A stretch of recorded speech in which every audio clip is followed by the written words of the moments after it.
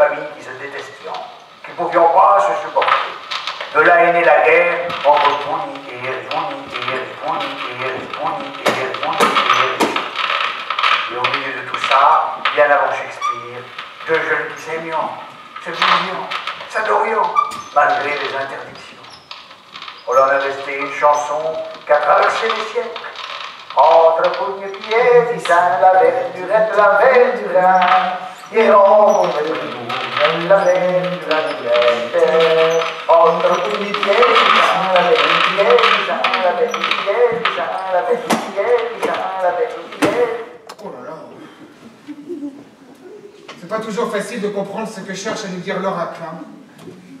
Surtout lorsqu'il est gâtiné. Ah si, je sais.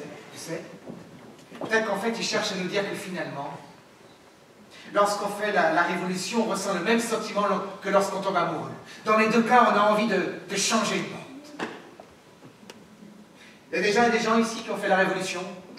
Il y a déjà des gens qui sont tombés amoureux. Oui. Remarquez, dans les deux cas, ça ne dure jamais bien longtemps.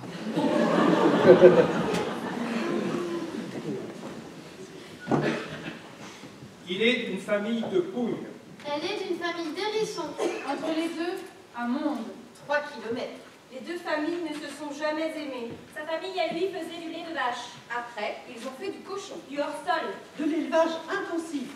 Ses parents à elle ont été dans les premiers à faire du bio. Ils élèvent des chèvres, le lait, Le beurre. Le fromage. Deux visions du monde. Son père, à lui, c'est plutôt la vision FNSEA. L'environnement est une charge superflue pour les agriculteurs.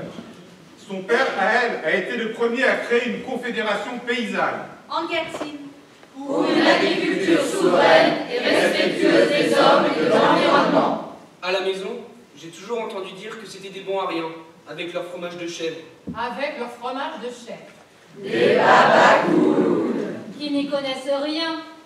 C'est vrai que nous sommes arrivés dans le début des années 80. Il n'y a pas grand monde qui nous a redressé la parole.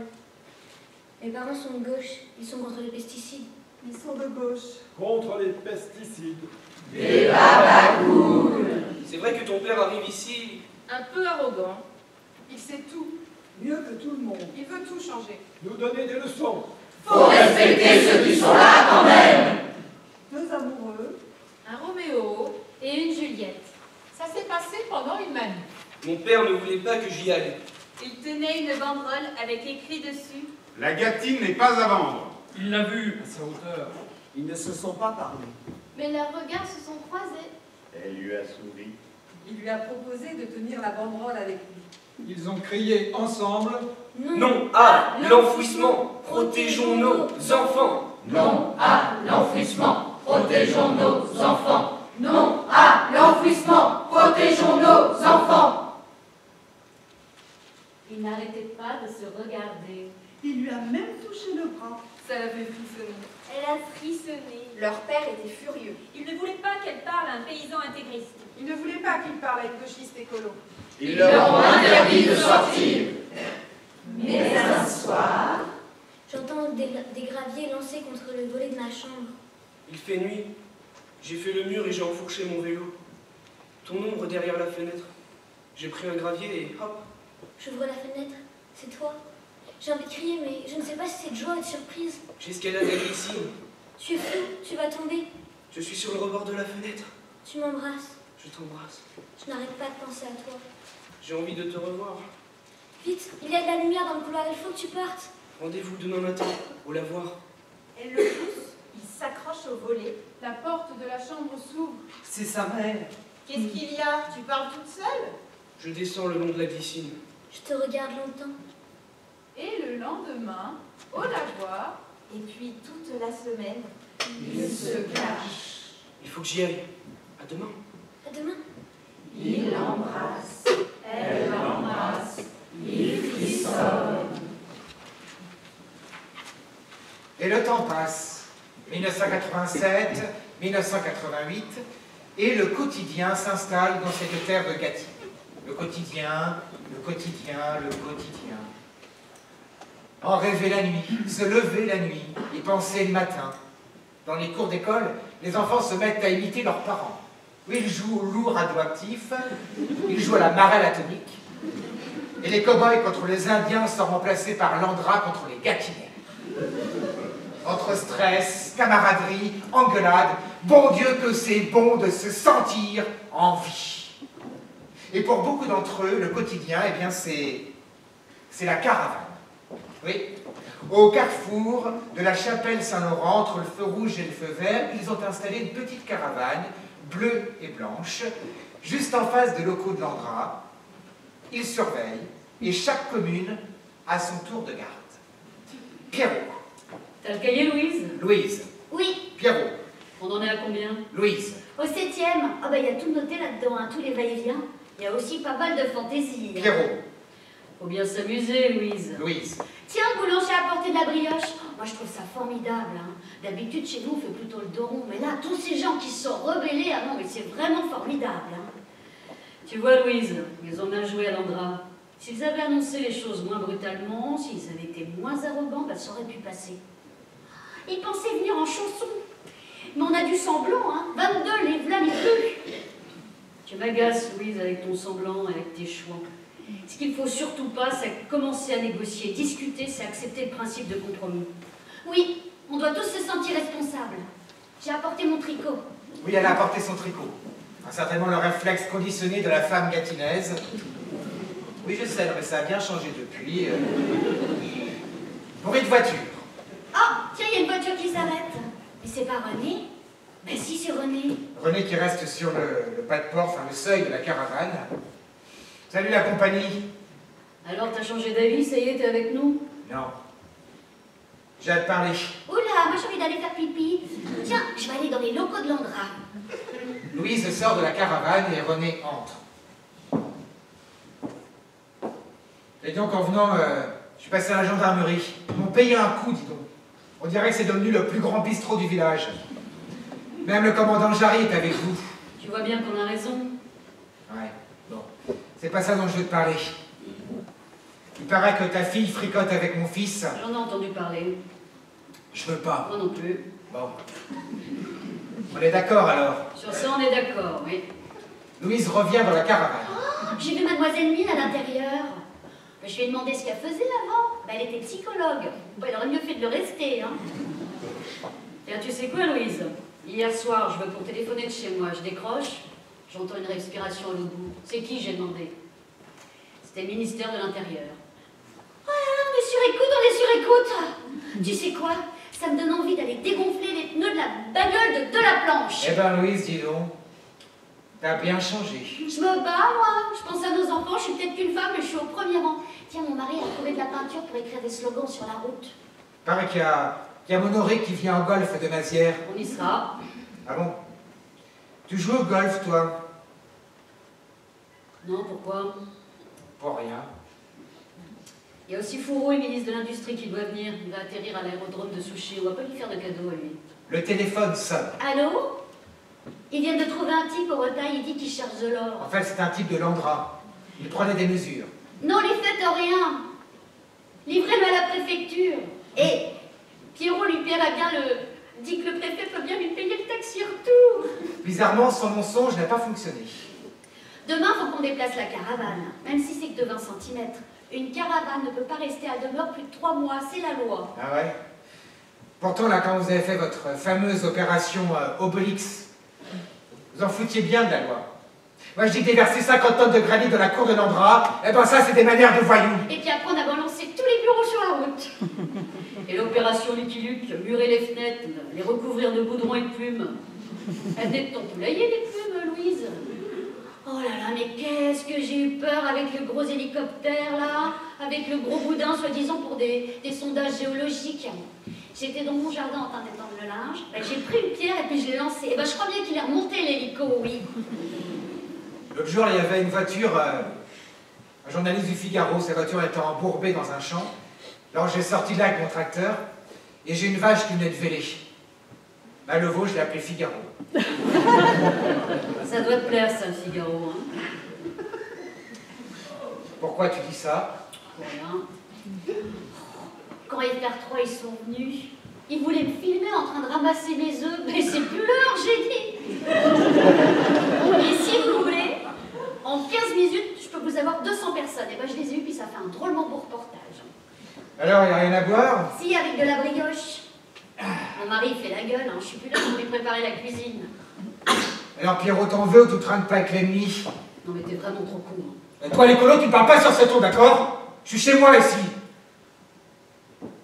Oh là là là, René, tu sors de la caravane. De toute façon, vous perdez votre temps ici. Vous gagnerez pas. Je m'en vais. Automne 1989. Le temps a passé. Landra est toujours là. Et ce matin-là, une voiture roule sur la route qui mène de Neuvy à Vernou. La voiture tourne à droite au coin du bois de la Fouine. Elle roule une centaine de mètres et s'arrête dans la cour d'une ferme. Dans la cour, une grange, dont le toit menace de s'écrouler, et du matériel agricole mal en point. C'est ici que vit René Vincendo, l'ancien maire, avec sa famille. Sa mère, la vieille, sa femme, son fils, et la petite dernière de 6 ans. Une femme, en tailleur, sort de la voiture, s'avance et frappe à la porte. Entrez. Le chien se met à aboyer. Mais d'un geste de la main, Vincendo lui ordonne de se taire. Qu'est-ce que vous voulez? Qu'est-ce que vous voulez? La femme s'avance. Tout le monde la regarde avec son beau tailleur et ses talons hauts. Bonjour, monsieur Vincendo. Je représente Landra. J'ai assez d'emmerdements comme ça. Sortez d'ici. Sortez d'ici. Attendez. Attendez d'abord d'entendre ce que j'ai à vous dire. Et ensuite, vous pourrez me mettre à la porte. Je sais que vous avez de grandes difficultés financières actuellement, monsieur Vincendo. Vous êtes très endetté. De plus, vous n'avez pas été réélu maire. Vous avez une famille, une petite fille. Comment s'appelle-t-elle? Marie. Marie. C'est très joli, Marie. On m'a même dit que vous étiez au bord de l'expropriation. Mais moi, je peux peut-être vous aider, monsieur Vincendo. Aidez-moi. Moi? Oui. Vous avez un champ qui m'intéresse là-bas, près du bois de la Fouine. Et la femme de Landra ouvre la valise qu'elle tient à la main, la pose sur la nappe en toile cirée et dans la valise, la somme exacte de la dette de René Vincendo. Vous voulez faire quoi dans mon champ?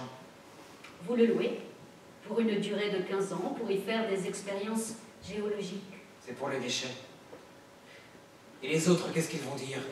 Les autres, qu'est-ce qu'ils vont dire? Nous voulons simplement savoir si on peut y mettre des déchets. Rien n'est fait, monsieur Vincendo. Mais si vous n'en voulez pas, nous trouverons bien quelqu'un de plus coopératif. La femme de Landra se lève, referme la valise et elle regarde la petite Marie. C'est une bien jolie petite fille que vous avez là, monsieur Vincendo. Bonne chance. Attendez. Attendez. Attendez. On peut peut-être encore discuter. La femme de Landra pose la mallette sur la table. Et c'est comme cela que René Vincendo a signé le contrat. Un contrat de location d'une durée de 15 ans. Oh, il n'en a pas dormi la nuit. Mais bon, que pouvait-il faire? Et puis, si ça n'avait pas été lui, bien ça aurait été un autre. Et les autres, justement, ceux qui étaient contre les déchets, qu'est-ce qu'ils allaient dire? Finalement, c'est sa femme qui a téléphoné en pleine nuit, en pleurant, à Pierrot et à Louise pour leur dire que son mari avait fait une connerie et que les scientifiques de Landra allaient venir faire des expériences dans son champ.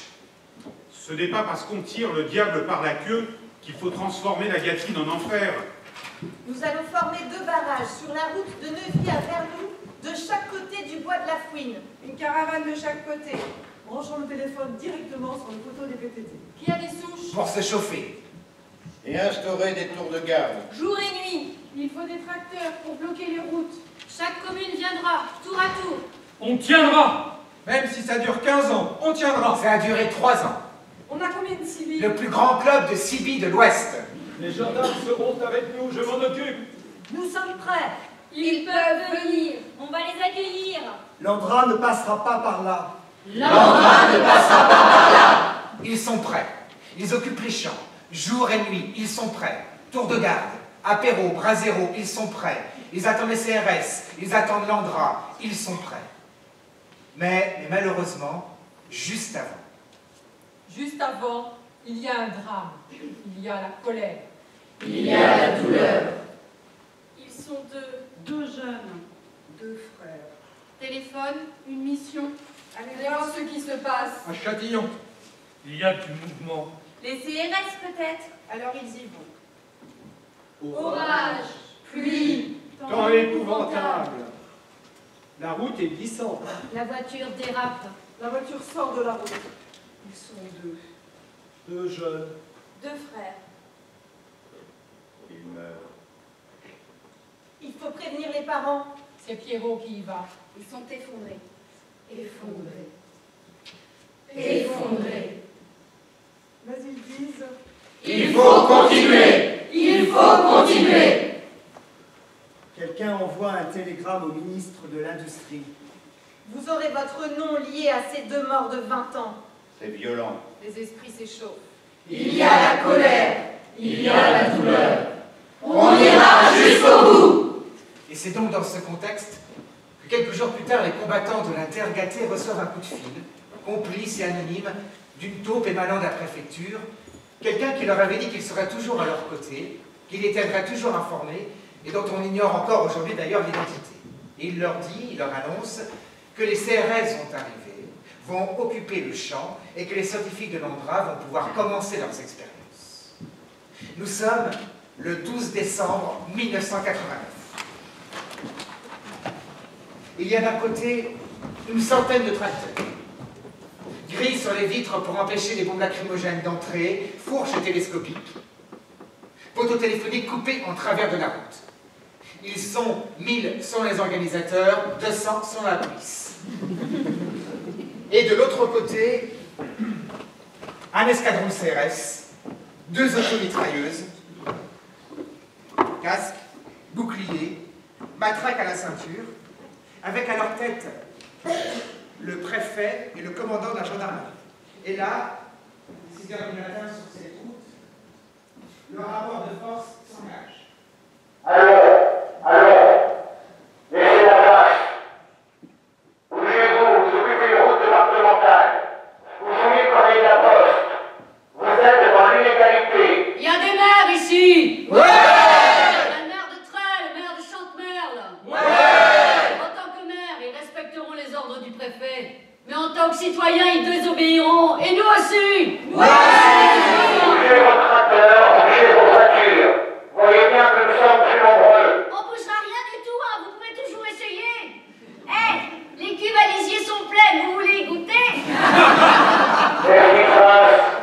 Vous êtes devenus écolo ou quoi? On est tous sympas. Allons, les gendarmes sont là, les CRS sont là. Vous voyez bien que vous devez laisser la place. Les gendarmes, on les connaît. Ils disent rien, mais ils sont avec nous. Les gendarmes avec nous. Les gendarmes avec nous. Les gendarmes. Ne nous obligez pas à employer la force. On n'a pas peur. On n'a pas le temps d'avoir peur. Quand on sait ce qu'on veut, on n'a pas le temps d'avoir peur. Oh, on n'a pas peur. Je fais partie de ces gens, quand ça va bien, je m'endors. Et quand ça va mal, je me réveille. Et là, je suis indéboulonnable. Quand j'engage une lutte, je vais jusqu'au bout. On ira jusqu'au bout. Allez, bougez-vous maintenant. Vous perdez votre temps, on bougera rien du tout. On est bêtes et têtus comme les Bretons. On est bêtes et têtus. On est bêtes et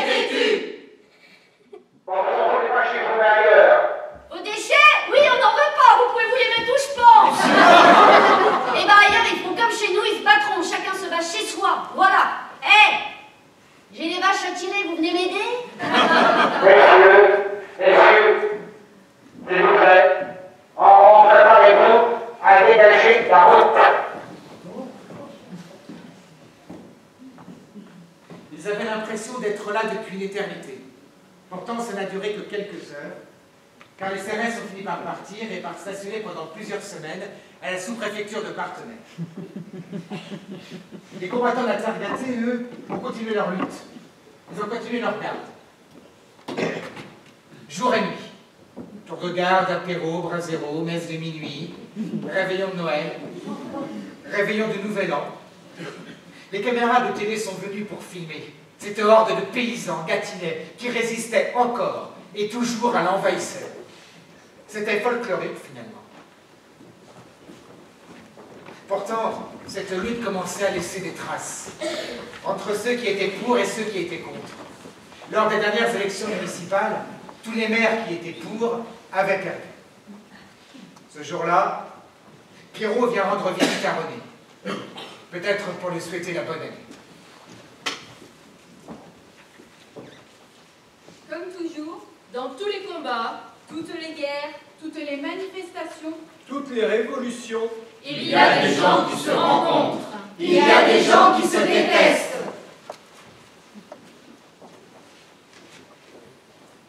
T'es là, René, on peut prendre un verre? Qu'est-ce qui se passe? Tu bois avec les collabos maintenant? Tu sais bien que je ne le pense pas, t'as fait une connerie, tu t'en es rendu compte. Allez, on peut causer, non? On pourra causer autant que tu voudras, tu ne feras pas changer d'avis. Je comprends pas qu'ils vont faire de ce pays une poubelle. Tu n'aimes pas ta terre? Bon. Qu'est-ce qu'on fait pour ton fils et ma fille? Ils se tournent toujours autour. Il paraît. Ça me plaît pas.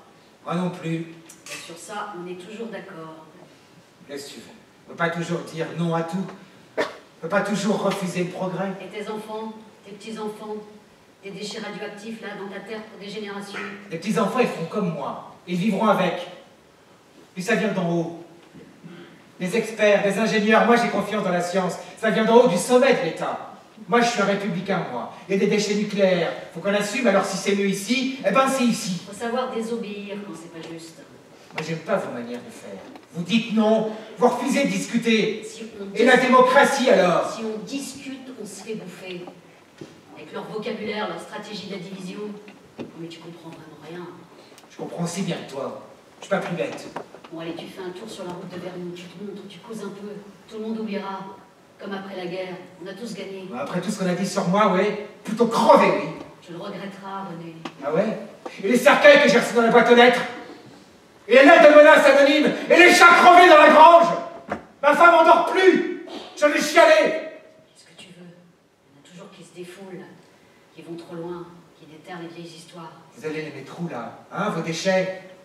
En Afrique? Dans l'espace? Comment tu vas te chauffer, toi? Comment tu vas t'éclairer? Le nucléaire, vous êtes bien content de le trouver. Les autres, là, ils ont tourné leur veste. Moi, je me tiens debout, moi, droit. Tiens, sors de chez moi. De toute façon, vous gagnerez pas, ils sont plus forts. Tu perds ton temps ici. Putain, René. Je viens ici pour discuter, pour t'aider, et toi, tu sais quoi, René? En fait, t'es qu'un sale collabo. Un collabo comme ton père. Sors de chez moi. On ne fout jamais les pieds ici, tu m'entends? Je me tiens debout, moi, droit. Je suis cohérent. Jusqu'au bout. comme toujours, dans tous les combats, toutes les guerres, toutes les manifestations, toutes les révolutions, il y a des gens qui se détestent. Il y a des gens qui se rencontrent. Mon père ne veut plus que je te voie. Le mien non plus. Roméo et Juliette. Père ennemi juré. Ils se sont encore engueulés. Et moi j'ai envie de te voir. Il faudrait qu'on s'enfuit. Mais c'est chez moi ici. Je n'ai pas envie de partir. Le temps passera. Ils se réconcilieront. Peut-être. Ils ne veulent plus se parler. Tant pis. Mettez-nous à la porte pour voir. Continuez de vous haïr. Continuez de vous détester. Mais laissez-nous laissez-nous en dehors de ça. Ils n'allaient tout de même pas faire comme eux. Pas en faire une tragédie. ou alors une tragédie qui finit bien. Ils ont fait 2 beaux enfants. 2 beaux enfants. Un jour, au baptême de la 2e, les 2 pères ont bu un coup ensemble. On retenait tous notre souffle. Ils n'ont parlé de rien, pas parlé de l'engras. Pour mon père, c'est une blessure qui ne se refermera pas. Pour mon père, c'est une victoire dont il se souviendra toute sa vie. Pour nous, c'est là que nous nous sommes rencontrés. On le racontera à nos enfants. C'est drôle que ce soit avec toi, justement avec toi et pas un autre. Peut-être pas. Presque 2 mois après l'intervention des CRS, Le 9 février 1990, le Premier ministre de l'époque, Michel Rocard, convoque ses conseillers et leur dit qu'il en a marre. Il en a marre de cette horde de paysans gâtinais qui ridiculisent l'État. Alors, il décide de prononcer un moratoire. Le projet est suspendu. Victoire. Victoire. Victoire. C'est la Victoire. Victoire. Dans toute la Gâtine, c'est le soulagement. 4 ans après Tchernobyl et son nuage radioactif qui s'est arrêté aux frontières de la France, 20 ans avant Fukushima et ses poissons radioactifs contaminés qui s'arrêtent aux eaux territoriales japonaises, non aux déchets nucléaires en Gâtine. Alors ça peut paraître égoïste comme mot d'ordre. Chacun se bat chez soi. Mais c'est ce mot d'ordre, ce plus petit dénominateur commun qui leur a permis de gagner, de résister sans se désunir. Et ils m'ont tous dit que si jamais ça recommençait, ils seraient prêts à y retourner. Alors c'est vrai que depuis, les gouvernements successifs, de gauche comme de droite, ont un petit peu polissé leur discours. Le mot irréversible a été enlevé. On ne parle plus d'enfouissement, on parle de laboratoire. Et maintenant, ce sont aux villes elles-mêmes de se porter candidates, comme la commune de Bure, en Lorraine, qui d'ailleurs nous a proposé de venir jouer chez elle. En tout cas, aujourd'hui encore, quand vous êtes en Gâtine, vous sentez cet élan, cette énergie qui s'est créée il y a 25 ans suite à cette lutte, à cette résistance. Cette lutte a réveillé les Gâtinais. Les Gâtinais ont réveillé le granit. Sauf que maintenant, il ne s'agit plus de lutter contre l'enfouissement des déchets nucléaires, dans le granit de la terre gâtée, mais de se battre pour que de cette histoire, d'autres histoires jaillissent. Nucléos, le dieu du tonnerre, le dieu du feu, de l'énergie nucléaire. Nucléos, neutrons, noyau, isotope lourd, réaction en chaîne, neutrons, noyau, isotope lourd, réaction en chaîne, Nucléos, le dieu du tonnerre, le dieu du feu, de l'énergie nucléaire. Nucléos, Bombe atomique. Einstein. Roosevelt, Projet Manhattan. Bombe H. Uranium 235, plutonium 239. Little Boy, Fat Man. 6 août 1945, Hiroshima. 9 août 1945, Nagasaki. 26 avril 1986, Tchernobyl. Incendie.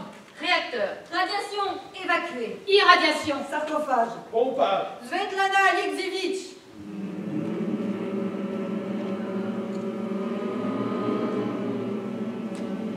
Nausée, diarrhée, Malformation. radioactivité, Zone de sécurité. Nuage de fumée.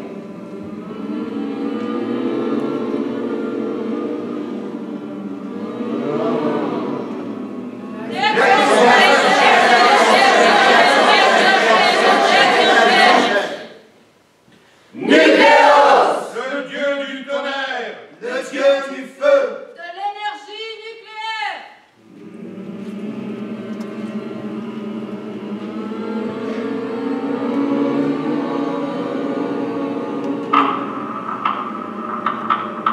Zeus, dieu du ciel, dieu du tonnerre, dieu de la foudre, dieu du soleil, fils de Chronos et de Rhea, petit-fils d'Ouranos et de Gaïa, allié des enfers, refusant de donner le feu aux hommes. Mais Prométhée, pris de pitié pour l'humanité, déroba le feu et le offrit. Zeus le punit, accroché à une falaise, Prométhée son foie sans cesse dévoré par un aigle.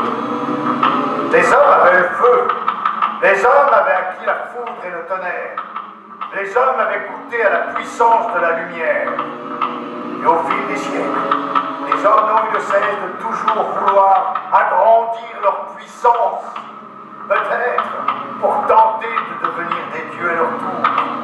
Mais les dieux sont toujours là, et ils se jouent bien étrangement de la destinée des hommes.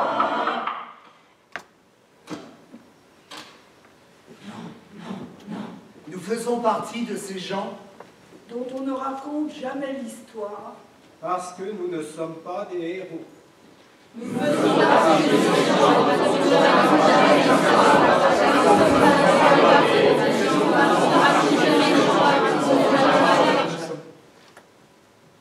Nous faisons partie de ces gens dont on ne raconte jamais l'histoire parce que nous ne sommes pas des héros.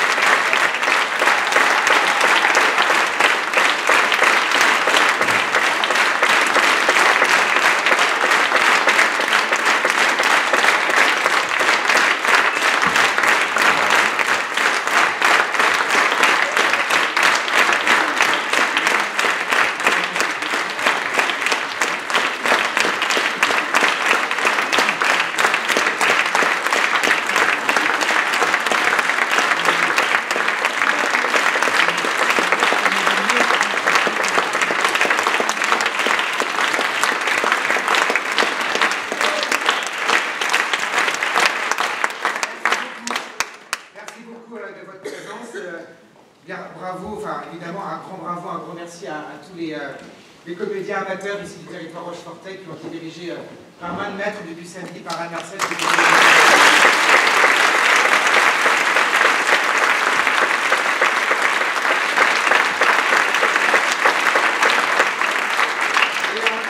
À toute l'équipe du théâtre de la Coupe d'Or. Ici, ça fait plusieurs fois que la compagnie vient ici. On est ravis de pouvoir faire des projets comme celui-là. On reviendra l'année prochaine, l'été.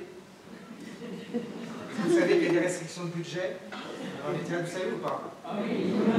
Donc, il y a moins de spectacles, donc on va jouer plus longtemps. C'est bien pour nous, mais c'est moins bien pour les autres. Donc, il faut remplir la salle. Donc, venez nombreux, n'hésitez pas. Il y a un foyer qui est juste là aussi. Donc, c'est un foyer dans lequel on peut boire. Et boire un coup et continuer de discuter. Voilà, merci beaucoup à vous tous.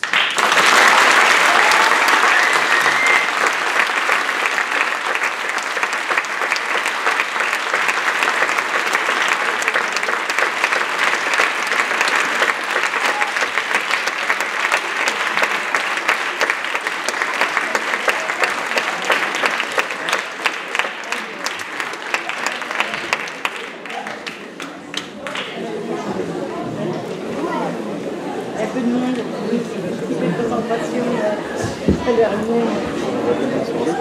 l'heure.